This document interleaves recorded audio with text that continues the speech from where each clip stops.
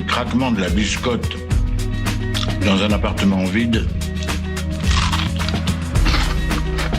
c'est un côté rassurant.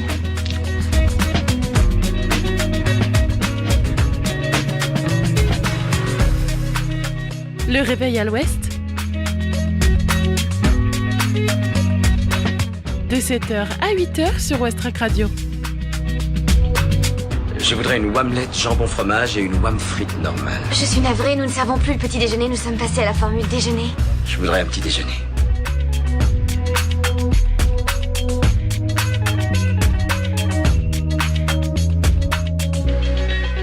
Bonjour tout le monde, j'espère que vous allez bien, c'est Margot avec vous, on se réveille ensemble pour une nouvelle émission matinale sur Westrack.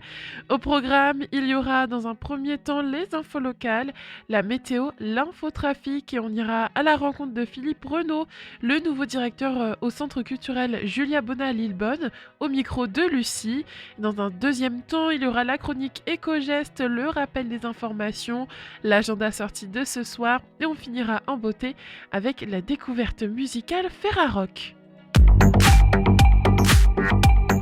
7h.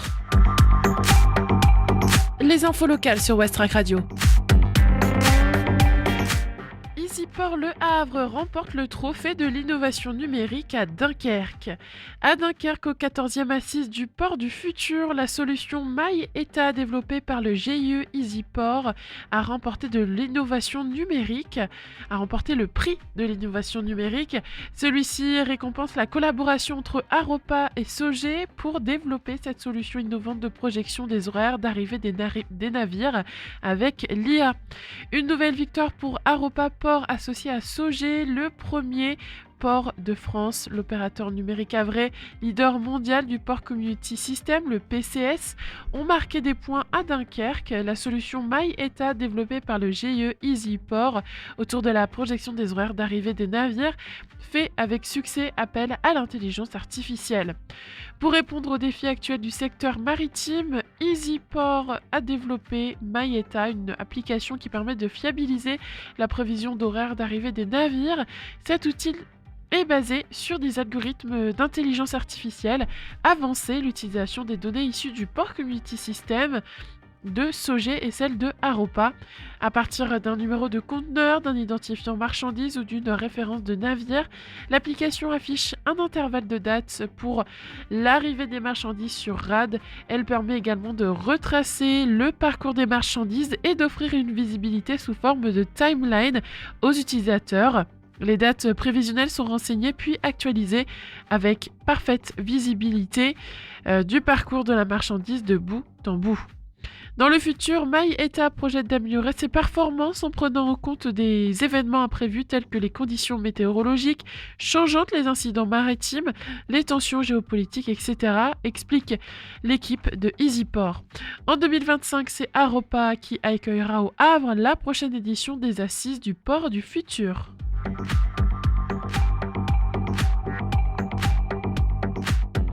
Basketball, Ligue 2, début compliqué pour les féminines du STB battues à Voiron. Promues en Ligue 2, les féminines d'Applemont-Saint-Thomas Basket se sont lourdement inclinées à Voiron, 87-67 le week-end dernier, pour leur premier pas à ce niveau de compétition. Même si le dernier carton remporté par les Havraises, 19-21, a été un brin plus compliqué, l'essentiel pour Voiron avait été fait en amont, agressive offensivement à l'image de l'intérieur Villas-Gomis, intenable en début de rencontre avec 6 points en 5 minutes. Les Iséroises prenaient rapidement les commandes de la rencontre, 21-12 à la fin du premier quart. La deuxième période voyait cependant une vive réaction des Havraises, ces dernières dans le sillage d'une Bautier performante, revenaient complètement dans la partie, 31-27 à la 15e.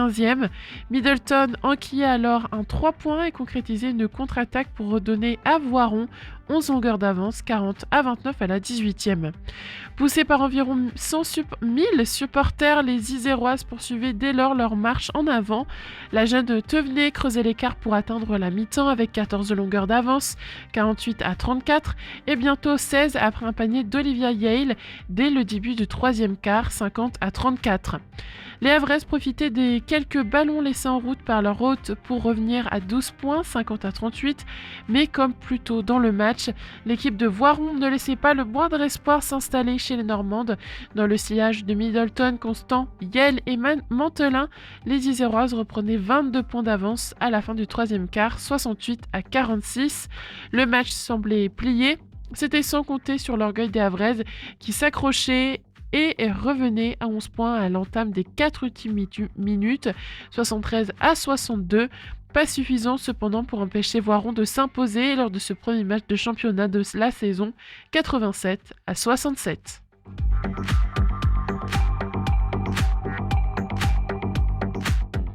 Le Havre, l'exposition Frix s'installe dans les locaux de répétition du SEM. Dans le cadre d'un automne à Bullé, l'événement proposant de nombreuses animations autour de la bande dessinée au Havre jusqu'en décembre 2024. Elle vous propose donc l'exposition Frix qui s'installe au SEM. Une performance scénique de 2 boxeuses et 2 batteuses ouvrira le vernissage vendredi 11 octobre. À 27 ans, Frix est une autrice de BD havraise d'adoption et autodidacte de talent qui a décidé de se servir de sa plume pour écrire et dessiner sur les douleurs contemporaines issues du milieu queer. Frix invente, scénarise et dessine des marginaux comme elle, qu'elle fait évoluer dans ses bandes dessinées, nous raconte-t-elle. En 2015, elle sort son premier album qui s'appelle Punk, qui rencontre son public grâce à Internet. Frix s'inspire de ce qui l'anime dans son quotidien, le milieu LGBT, la scène punk et les animaux, avec Sous la ceinture, sorti en 2023, édition Lapin. Elle raconte sans filtre la culture du viol dans le milieu sportif et les difficultés rencontrées par les victimes pour remonter la pente. Un chemin tortueux digne d'un combat de boxe où les coups pleuvent et les corps s'abîment. Sur les 6 messes du SEM, Centre d'expression musicale, Frix fera une rétrospective de son travail qui explore différents médiums, numériques, traditionnels ou mélange des genres. Cette exposition présentera des planches originales de ses travaux, ainsi que des tirages photos de ses dessins produits en numérique. Exposition du 7 octobre au 6 décembre au pôle de répétition du SEM au Fort de Tourneville. Entrée libre le lundi de 19h à minuit, du mardi au jeudi de 14h à minuit, le vendredi de 17h à minuit et le samedi de 14h à 19h. Vernissage et performance box batterie le vendredi 11 octobre à partir de 18h30. Programme complet sur le site www.le-sem.com. Le Havre, le Théâtre de l'Impossible présente une pièce à l'abbaye de Graville. Le Théâtre de l'Impossible propose la pièce Long développement d'un bref entretien, vendredi 11 octobre à 20h à l'abbaye de Graville du Havre. Le Théâtre de l'Impossible propose la pièce Long développement d'un bref entretien. Quoi de mieux que le décor d'une abbaye pour jouer une pièce de théâtre le temps d'une soirée? C'est ce que s'est dit le Théâtre de l'Impossible qui revient en cette rentrée culturelle avec la pièce Long développement d'un bref entretien de Magne Van den Berg, une soirée immersive à petite jauge qui permet de se plonger dans cette comédie dramatique autour d'une bande d'amis inséparables. Inséparables, bien pas tant que ça, un grain de sable dans les rouages va suffire à bouleverser l'équilibre du petit groupe. Jugement hâtif, effet de meute, tous les prétextes vont être bons pour se jauger et trouver un bouc émissaire. Une pièce à vivre, à découvrir, dans un cadre magnifique. Donc vendredi 11 octobre à 20h à l'abbaye de Graville au Havre, 53 rue de l'Abbaye. Réservation obligatoire sur théâtredelimpossible.com. Long-développement-d'un-bref-entretien.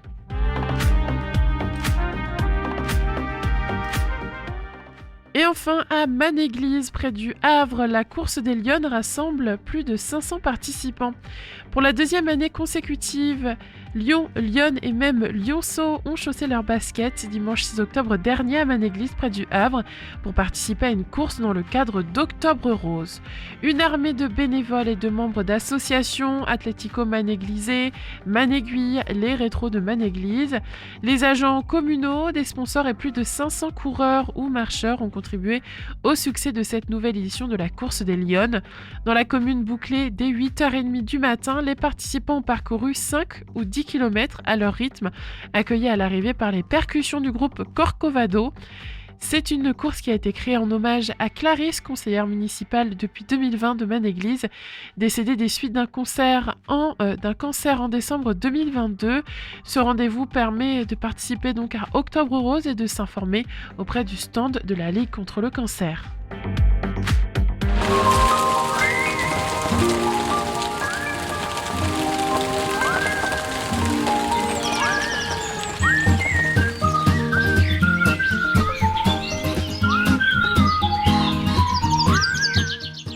Ce matin au Havre, le temps sera assez frais avec environ 12 degrés, quelques éclaircies.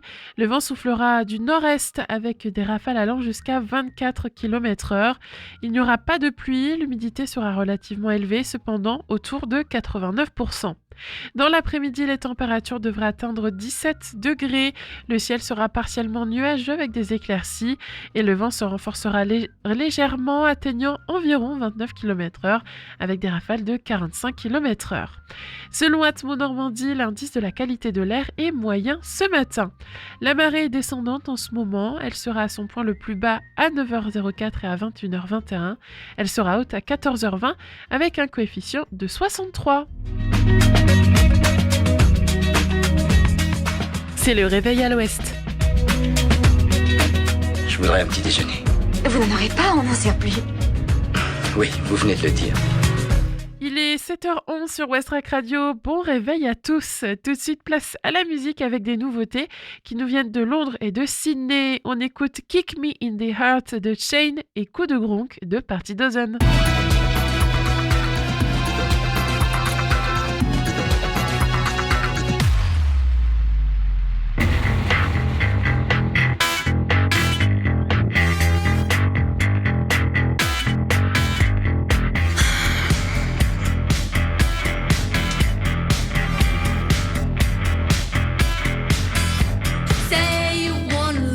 But you don't know what to do. Say you wanna please me, but you haven't got a clue. Try manipulation, let's play another game. You always end up losing and then giving me the blame. You know it's kinda sad how you think about me, trading my emotions for your fantasies. Like if you kick me in the ass, you think it makes me hurt, but you kick me in the heart and that's worse.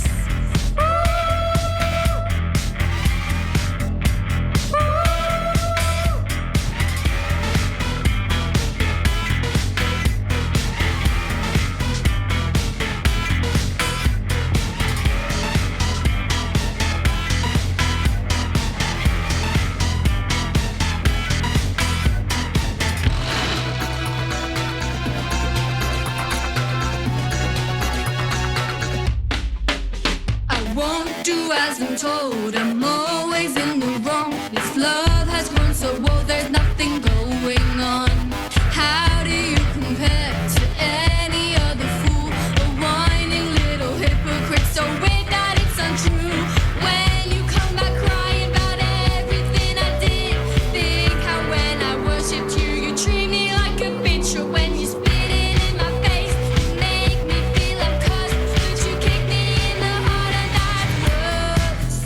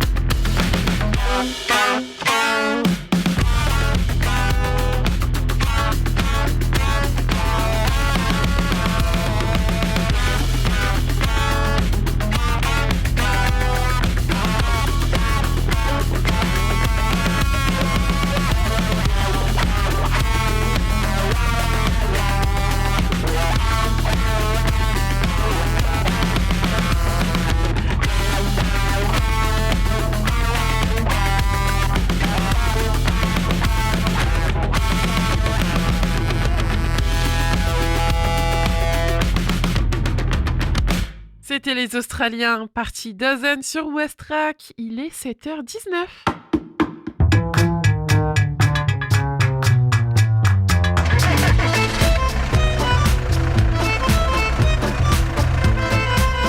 Alors Activita, ça bouchonne aussi? Ah, j'en sais rien. Ce matin, j'ai parlé à mon père qui est à Caserta. Il paraît que là-bas, ça roulait pas vite, mais que c'était fluide.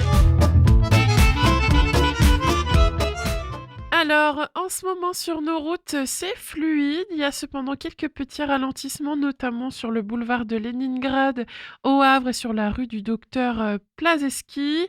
Petit ralentissement aussi au niveau de Sainte-Adresse, près de la route du Cap. Sinon, sur le reste de la ville, dans l'ensemble, ça roule bien. Pareil au niveau d'Harfleur, Montivilliers, sur la départementale 6382, quand on va vers la forêt de Montjon, vers l'aéroport d'Octeville, ça roule bien. Ou même sur la départementale 489, quand on va plutôt vers Épouville, Manéglise, Rolleville, ça roule bien aussi. Attention tout de même, il y a un ralentissement entre Hermeville et Saint-Sauveur-des-Malvilles sur la départementale 925. Quand on est au niveau du pont de Normandie, il y a du monde ce matin et ça bouchonne un petit peu, notamment au niveau de l'autre côté de l'eau et au début du pont de Normandie. Mais mis à part ça roule quand même bien. Quand on arrive sur le Havre, là c'est fluide, il n'y a rien à dire. Petit ralentissement au niveau de Guenneville sur la rue de la Libération. Du côté du pont de Tancarville maintenant, eh bien, il n'y a pas de ralentissement ce matin, voilà, c'est très fluide.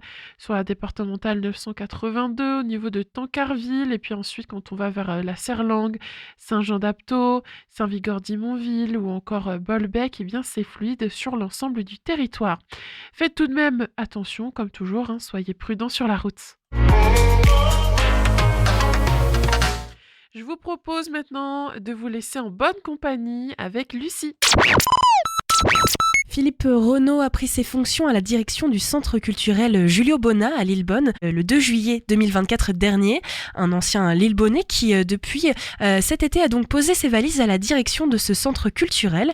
Il est avec nous aujourd'hui. Bonjour Philippe. Bonjour. Une arrivée donc en juillet avant d'attaquer cette rentrée. Comment ça s'est passé cette installation au poste? Tu as eu le temps de rencontrer l'équipe et de poser tes valises, voilà, de prendre part dans le bureau? Ouais, alors c'était assez marrant parce que en fait je suis arrivé pour être en vacances, donc j'ai fait 8 jours à Avignon, puis ensuite effectivement le centre culturel fermé, donc du coup de facto j'étais en vacances, mais ça m'a permis de réfléchir déjà à ce projet et puis de prendre vraiment la mesure et de son bon fonctionnement dès la fin août. C'était assez confortable comme arrivée du coup, arrivée en douceur. C'est un lieu et surtout un territoire que tu connais bien, puisque tu as vécu à Lillebonne. Je vis toujours à côté, à Notre-Dame de Gravenchon, donc oui, je suis toujours habitant du territoire. Mes enfants sont nés, ont été à l'école à Lillebonne, donc oui, c'est un territoire que je connais bien depuis mon arrivée en 2002. Voilà, pour prendre la direction de l'Arcade, enfin du secteur musique de l'Arcade. Et c'est un lieu que tu fréquentais aussi, Julio Bona, même au niveau oui, perso, alors pas autant que j'aurais souhaité, parce que évidemment, étant pris aussi moi-même sur d'autres lieux précédemment, on a quand même beaucoup de soirées où on est hors de chez nous. Alors on évite trop de ressortir derrière, mais oui, j'y suis allé un certain nombre de fois pour aller voir des spectacles, soit à titre perso, soit à titre professionnel. Ouais. C'est un centre culturel qui a ses petits habitués depuis près de 40 ans d'existence.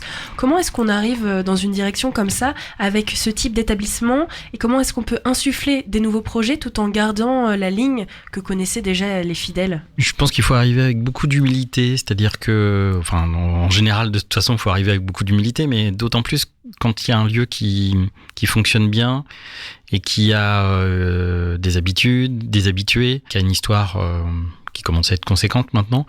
Il faut prendre en compte tous ces aspects-là, bien respecter le public, et donc pas arriver comme un chien dans un jeu de quilles et prendre le temps d'écouter les gens, d'échanger avec eux, de voir ce qu'ils attendent, et puis non pas pour faire un copier-coller de ce qui se faisait avant, parce que ça n'a pas d'intérêt plus que ça, mais juste pour jauger, en gros, jusqu'où on peut les amener. C'est-à-dire que voilà, quelle est leur faculté de changement et comment on peut les surprendre, et voilà, faut à la fois les rassurer en disant vous inquiétez pas, c'est pas la révolution, tout en leur disant il y aura quand même 3 petits trucs qui vont venir vous titiller ou changer vos habitudes, mais c'est le but du jeu, ouais.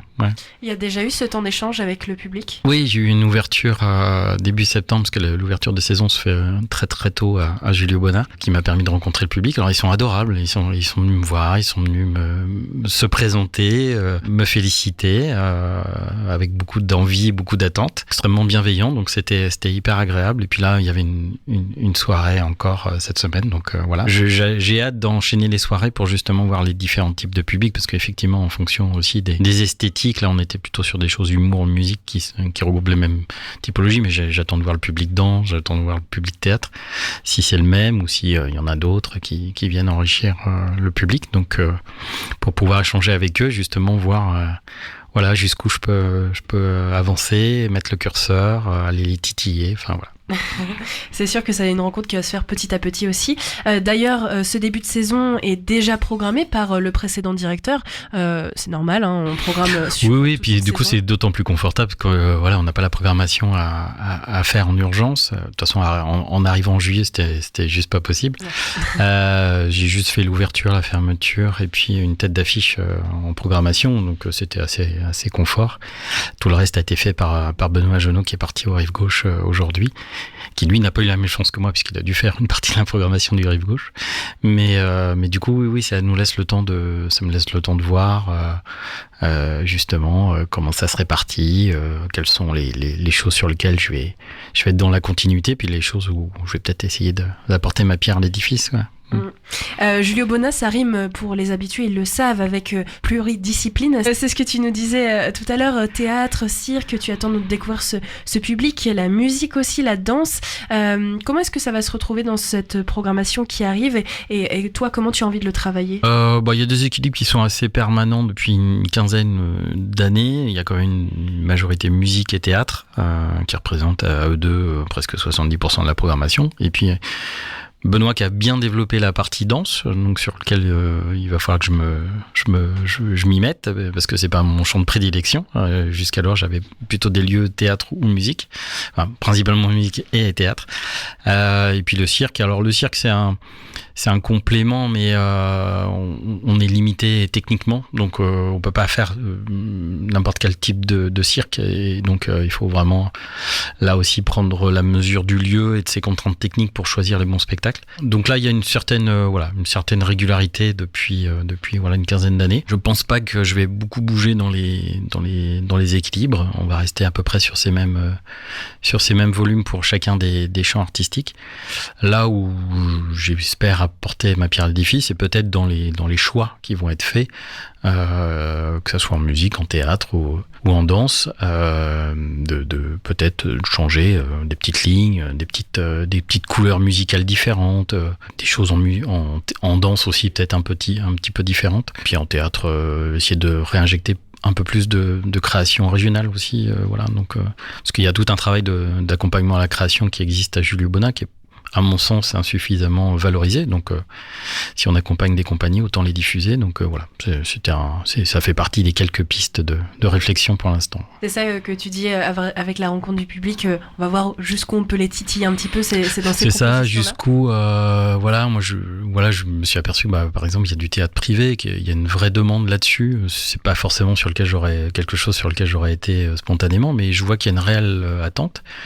Après faut faire les bons choix, que ça soit quali, qu'on se retrouve pas avec un espèce de faux vaudeville mal ficelé, mais par contre il y a des très très belles pièces, et là les deux qui sont proposés dans le cadre de la programmation, que ça soit le repas des faux ou je me souviens plus du deuxième déjà, l'heure des assassins, voilà, sont vraiment des pièces privées, mais vraiment de belles factures, donc voilà, c'est des choses sur lesquelles moi j'avais pas forcément l'habitude de travailler, mais auquel je vais m'habiter, et ça c'est voilà, j'ai bien senti qu'il y avait une réelle attente du public, puisque ça a été vraiment dans les premiers spectacles complets très très rapidement après l'ouverture de la billetterie. Est-ce que vous travaillez avec les autres acteurs du territoire? Est-ce que c'est quelque chose vers lequel toi tu penses te tourner? Oui, alors on travaille à différents niveaux de nos camarades normands.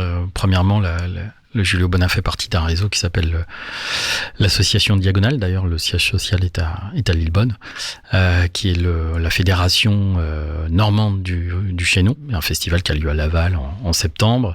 Et en fait, dans chaque région, il y a une fédération régionale du Chaînon. Et donc, en Normandie, c'est Diagonale, qui regroupe quand même 26 lieux dans toute la Normandie. Et Julio Bona et à double titre, donc siège social. La coordinatrice est aussi Chloé qui travaille à Julio Bona.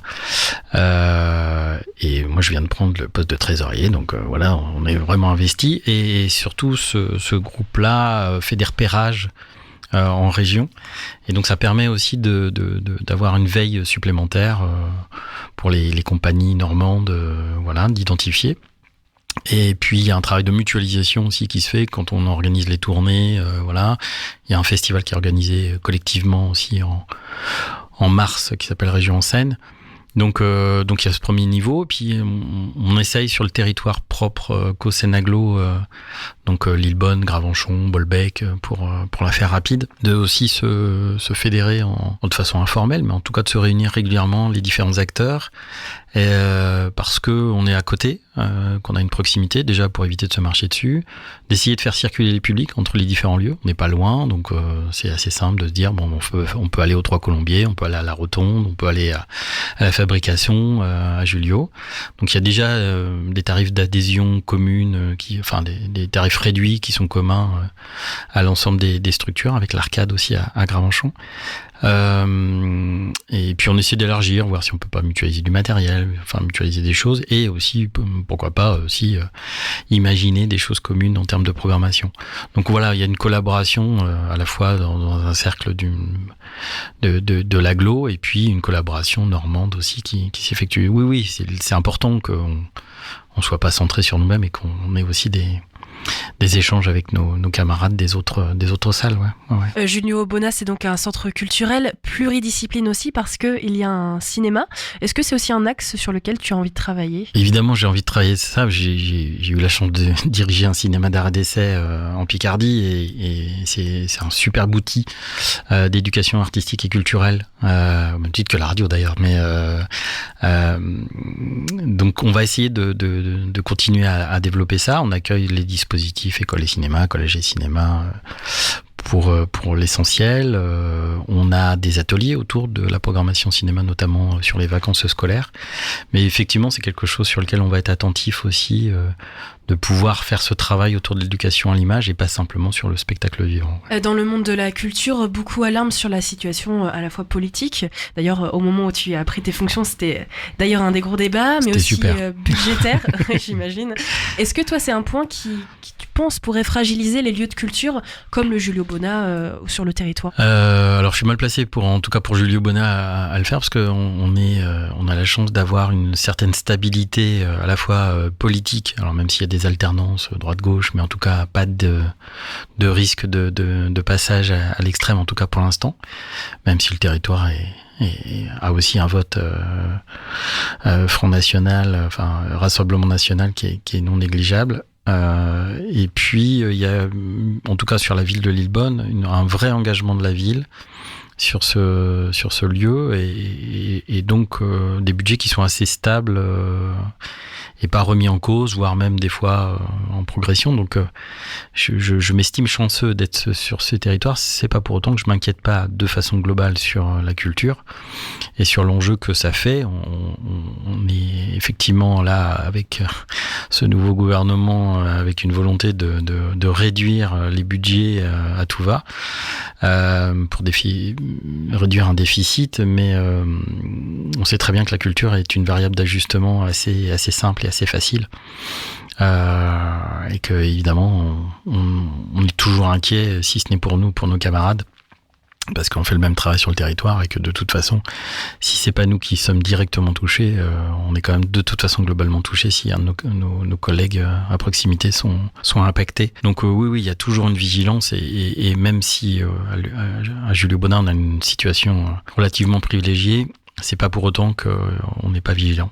Et que c'est important que dans les relations qu'on a avec nos partenaires, on leur fasse entendre que ce lieu-là, il a son utilité sociale. Outre l'aspect de loisirs, divertissement qu'on peut apporter sur une population, il y a aussi un vrai enjeu social. C'est pour ça qu'on renforce aussi notre volet d'action culturelle. Lillebonne a un quartier politique de la ville sur lequel il faut qu'on intervienne, qu'on investisse, faire en sorte que on n'exclut personne. Voilà, c'est toujours l'enjeu. Et que si on nous réduit nos budgets, c'est souvent ces populations-là que l'on oublie dans nos politiques parce qu'il faut faire des choix budgétaires, malheureusement. Et c'est une vigilance qui doit être de tous les instants. Et pour l'avoir vu sur d'autres lieux où, a priori, il n'y avait pas de danger, voilà. On ne sait jamais qu'une alternance mal contrôlée peut faire que d'une situation confortable ou vous arrivez dans une situation inconfortable. Donc, faut être toujours vigilant, même si ça va bien pour vous. Et ne serait-ce que pour vos camarades, quoi.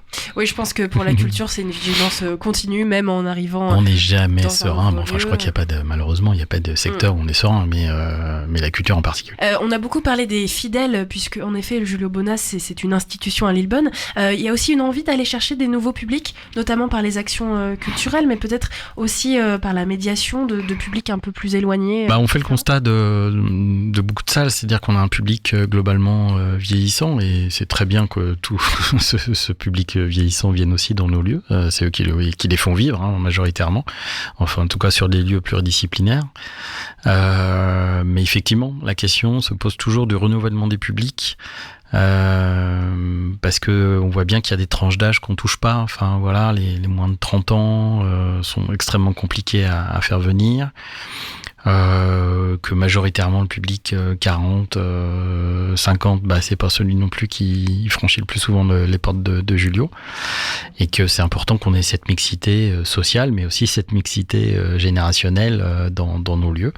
Donc oui, il y a des petits réajustements à faire en programmation, je pense, pour essayer de toucher un public, ou avoir d'autres formes de propositions qui soit vont un peu plus vers les gens, donc peut-être l'idée d'aller dans la ville. Et puis peut-être d'autres formes. On a un café qu'on pourrait peut-être réinvestir avec des petites formes plus modernes et qui attirent peut-être un public plus jeune. Voilà. Merci Philippe. En tout cas, on te souhaite donc une bonne arrivée au Julio Bona. Est-ce qu'il y a peut-être un petit événement qu'on peut annoncer sur le mois d'octobre, une programmation en particulier Alors il y a un spectacle de danse de Kader Atou qui s'appelle Prélude, qui est le 19 octobre, qui est une très belle, enfin déjà c'est un très bon chorégraphe, et puis une très belle proposition en danse contemporaine hip-hop que je vous invite évidemment à venir découvrir, Julio Bona. Ce sera peut-être l'occasion aussi de te rencontrer pour échanger. Bien sûr, merci avec beaucoup. Grand plaisir. À bientôt. Merci. Merci à Lucie et merci aussi à Philippe. Vous êtes toujours sur Westrack Radio. Il est 7h36. Bon réveil à tous. C'est le réveil à l'ouest. Je voudrais un petit déjeuner. Vous n'en aurez pas, on n'en sert plus. Oui, vous venez de le dire. Dans cette chronique Éco-Maligne du mardi, on va parler des gestes à faire pour réduire son impact sur l'environnement. Et aujourd'hui, on va se poser la question, est-ce que certains éco-gestes le sont vraiment ? Par exemple, faire pipi sous la douche, ce n'est pas si écologique que ça. Une chasse d'eau, c'est 9 litres d'eau rejetés au tout à l'égout et du papier toilette utilisé à chaque passage. Alors tout naturellement, certains ont pris l'habitude de faire leurs petits besoins sous la douche, mais l'ADEME nuance, 12 litres d'eau sortent du robinet par minute, eau chaude qui plus est et qui entraîne donc une consommation d'énergie. De plus, faire venir et traiter cette quantité d'eau a un impact carbone. Finalement, on obtient une empreinte de CO2 beaucoup plus élevée qu'en allant aux toilettes tout simplement. Faire la vaisselle à la main, oui, mais le lave-vaisselle est souvent présenté comme une solution pour gagner du temps et réduire sa consommation en eau. Et en effet, l'appareil consomme environ 15 litres par cycle, alors que plus de 40 litres d'eau peuvent être utilisés pour un seul lavage à la main. Mais tout dépend de comment on lave ses assiettes, couverts et casseroles. Si le robinet est coupé régulièrement et qu'un bac de lavage est utilisé, seuls 10 litres d'eau sont nécessaires. Est-ce que lire sur une liseuse, c'est vraiment bien ? Selon un rapport publié par l'ARCEP en 2021, 17% des personnes interrogées déclarent lire des livres sur des écrans numériques, contre 8% en 2018. Toujours selon l'ADEME, lire sur une liseuse a un plus lourd impact environnemental que de lire sur un livre papier. En soi, l'impact du téléchargement du livre est négligeable, le fichier numérique étant relativement léger, environ 3 MO, mais produire une liseuse est plus énergivore et gourmand en ressources qu'un livre. Utiliser une liseuse est plus écologique que lire des livres neufs uniquement si son usage dépasse les 10 lectures par an et à condition de ne lire que sur l'appareil. La liseuse est donc intéressante pour les grands amateurs de lecture. On finit par une note plus positive. Installer un composteur, c'est bon pour l'environnement. Le compost peut être utilisé chez soi comme engrais pour son jardin, ses balconnières. Sinon, depuis le 1er janvier 2024, les biodéchets sont déjà récupérés par le Havre Seine Métropole à Sainte-Adresse pour être traités en compost dans la zone industrielle. À terme, cela concerne toute la métropole havraise. Pas moins de 16 000 tonnes de déchets organiques seraient ainsi réemployés, selon Bastien Saraï, directeur cycle du déchet à la communauté urbaine, qui envisage aussi la méthanisation de ces résidus, revalorisés en biogaz plutôt que l'incinération. Avant de refaire un point sur les actualités locales, on se réveille de la bonne manière avec Dopts de I Hate Myself Because, une nouveauté rock sur Westrack. Il est 7h39.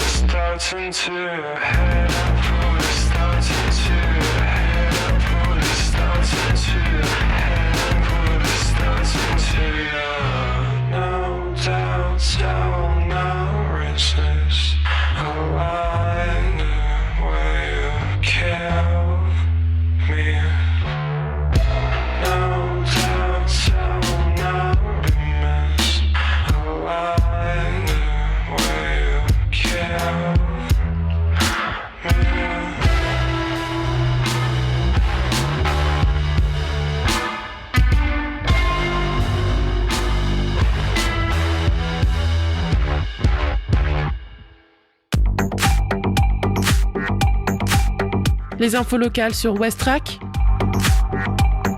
Le Flash. À Dunkerque, EasyPort Le Havre remporte le trophée de l'innovation numérique. À Dunkerque, au 14e Assise du Port du Futur, la solution MyETA, développée par le GIE EasyPort, a remporté le prix de l'innovation numérique. Celui-ci récompense la collaboration entre Aropa et Sogé pour développer cette solution innovante de projection des horaires d'arrivée des navires avec l'IA. Basketball, Ligue 2, début compliqué pour les féminines du STB battues à Voiron.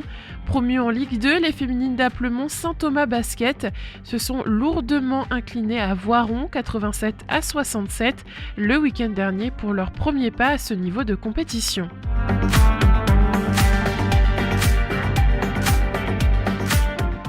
Le Havre, l'exposition Frix s'installe dans les locaux de répétition du SEM. Dans le cadre d'un automne à Bullé, l'événement proposant de nombreuses animations autour de la bande dessinée au Havre jusqu'en décembre 2024, l'exposition Frix s'installe au SEM. Une performance scénique de 2 boxeuses et de 2 batteuses ouvrira le vernissage vendredi 11 octobre.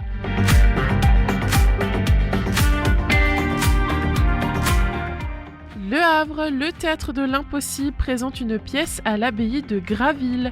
Le Théâtre de l'Impossible propose la pièce Long développement d'un bref entretien de Magne Vandenberg, vendredi 11 octobre à 20h, à l'abbaye de Graville du Havre. Et enfin, à Manéglise, près du Havre, la course des Lyonnes rassemble plus de 500 participants. Pour la 2e année consécutive, Lyon, Lyon et même Lyonceau ont chaussé leurs baskets dimanche 6 octobre dernier à Manéglise, près du Havre, pour participer à une course dans le cadre d'Octobre Rose.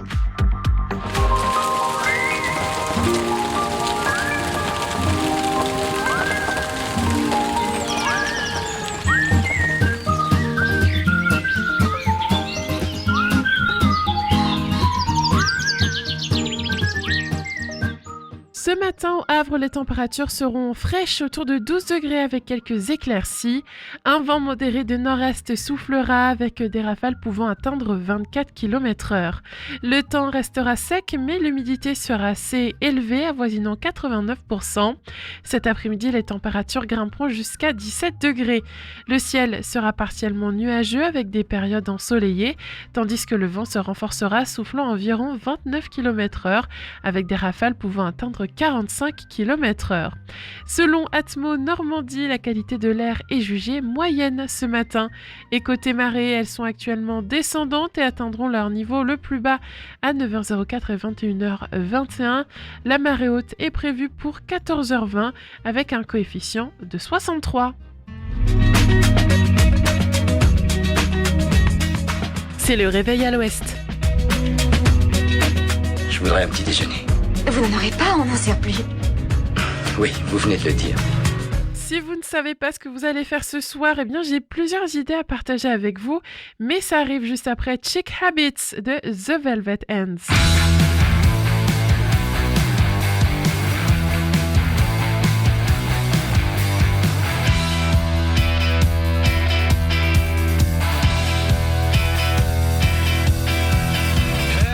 The chick habits, hang it up, daddy, oh, you'll be alone in a quick. Hang up the chick habits, hang it up, daddy, oh, you'll never get another fix. I'm telling you it's not a trick, pay attention, don't be thick, or you're liable to get licked. And you're gonna see the reason why when they're spitting in your eye, they'll be spitting in your eye.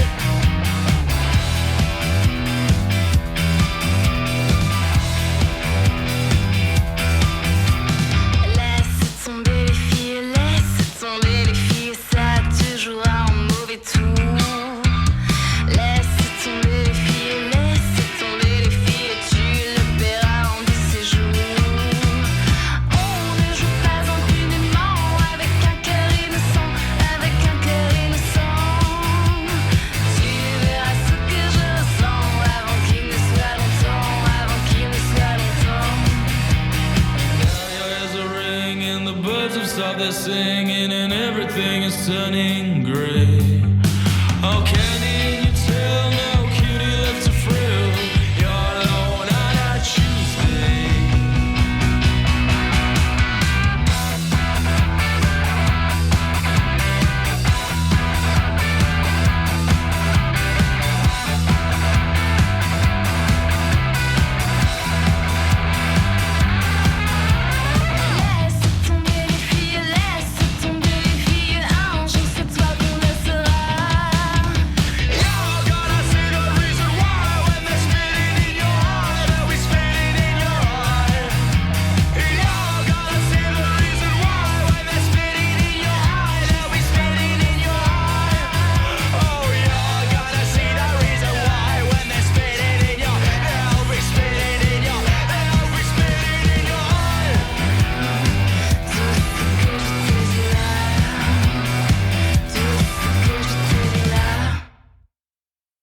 C'était les Velvet Hands avec Pitties sur Westrack Radio.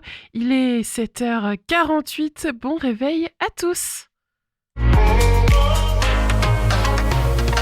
Pour ce soir, il y a plusieurs activités très chouettes qui ont lieu. Pour commencer, de 18h à 21h, rendez-vous à la librairie La Galerne pour une rencontre avec Déborah Costès. Déborah Costès vit actuellement au Havre. Elle vient présenter son premier roman qui s'appelle Reprendre corps, un texte sans concession et 1000 questions interrogations à l'issue de la lecture de Reprendre corps. La maladie, la précarité, la famille, le regard des hommes et le choix assumé du travail du sexe, la souffrance aussi. Pour l'autrice, se réapproprier son corps et son esprit passe par la radicalité. Déborah Costès nous tend donc un puissant miroir où se reflètent les rapports de domination à l'œuvre dans une société patriarcale.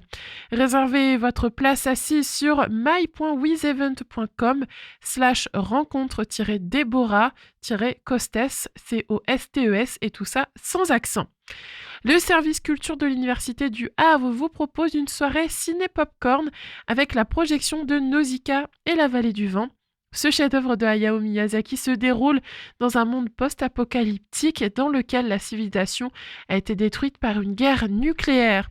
Les survivants se sont réfugiés dans des vallées protégées par des montagnes, dont la plus grande est la vallée du vent. Et c'est là que vit Nausicaa, une jeune princesse qui se bat pour protéger sa vallée et ses habitants contre les forces qui veulent s'emparer de son territoire. Rendez-vous donc à la maison de l'étudiant. Entrée libre dans la limite des places disponibles. Le film dure 1h57 et ce sera suivi d'un échange. Sinon, à 20h au Volcan, il y a À la mémoire d'un ange, les dissonances de David Grimal. À la tête des dissonances, le violoniste David Grimal met un point d'honneur à partager sa joie de jouer et son amour de la musique via une approche tout à fait novatrice, voire même libératrice de l'orchestre. En effet, composé de musiciens issus des scènes européennes les plus prestigieuses, ce laboratoire en perpétuelle émulation expérimente collectivement une autre manière de jouer ensemble, sans chef d'orchestre. Leur répertoire est vaste et varié, de Bach et Mozart aux œuvres des 19e et 20e siècles, sans omettre la création contemporaine. À géométrie variable, la formation réunit solistes, chambristes et jeunes talents. Ça dure 1h30. Pour réserver des places, il faut aller sur le site internet du Volcan. C'est le réveil à l'Ouest. Je voudrais un petit déjeuner. Vous n'en aurez pas, on n'en sert plus. Oui, vous venez de le dire. Avant de se dire au revoir, j'aimerais qu'on écoute ensemble Mad Girl de l'Aventure. C'est une découverte musicale Ferrarock qu'on a le plaisir de vous offrir ce matin. Lucie vous parlera un peu plus de leur projet dans son émission Le Mag à l'Ouest de 17h à 18h. Westrack et la Fédération des radios associatives Musiques Actuelles, la Ferrarock, vous partagent la découverte musicale du jour.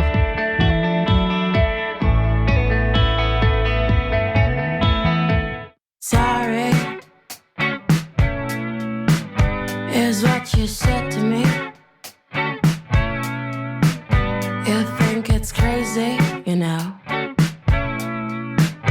Forget about all the bad guys you see. Funny, you find it funny, the things you put me through. But honey, it's not gonna happen this time, you know. Mad girl, you're a mad girl, honey. Mad girl, you're a mad girl. Mad girl, you're a mad girl, honey. Mad girl, you're a mad girl.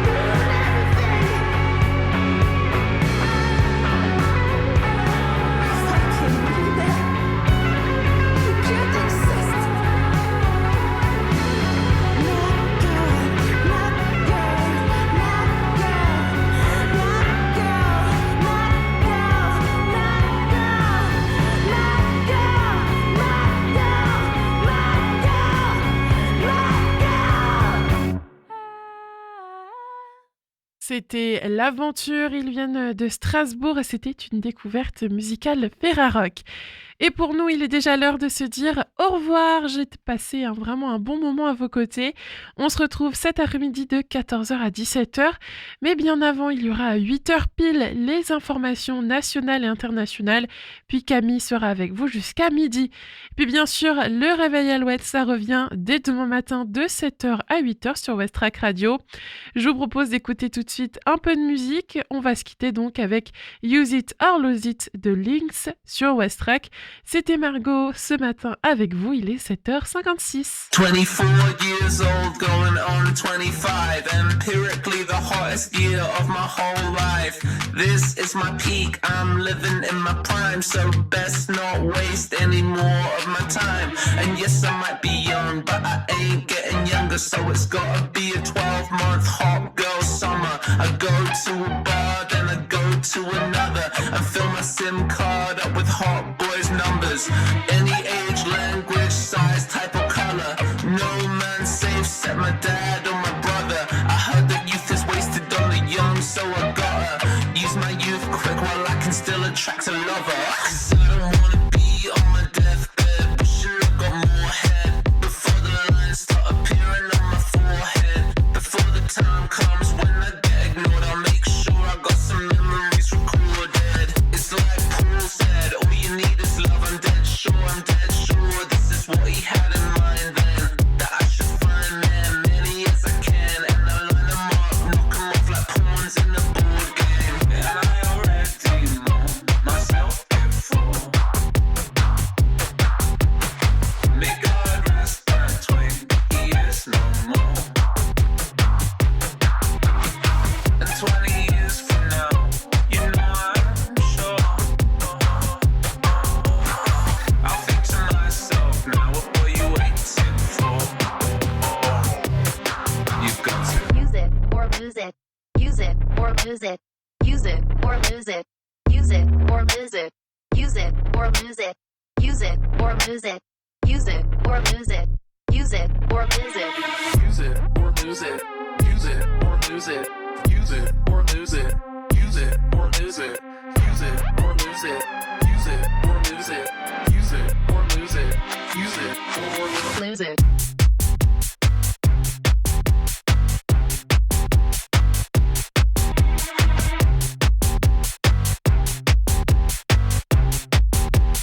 use it or lose it.